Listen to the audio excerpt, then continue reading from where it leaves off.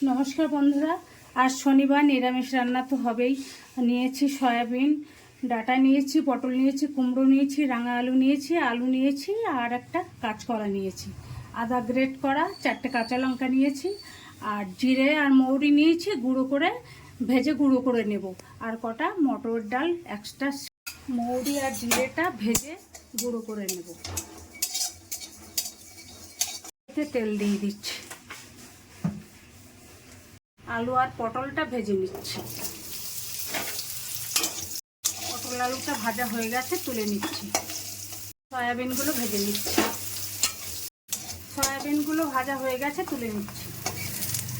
কড়াইতে সর্ষের তেল দিয়ে দিচ্ছি। তেলটা আমার গরম হয়ে গেছে, এবার 5 ফোড়ন দিয়ে দিচ্ছি আর দিয়ে দিচ্ছি গ্রেট করা আদাটা, কাঁচা লঙ্কা। আদার মধ্যে সামান্য জল দিয়ে দিলাম। এবার বাকি সবজিগুলো দিয়ে দিচ্ছি। নুন, হলুদ, পটল আলু ভাজা সয়াবিনটা দিয়ে দিচ্ছি।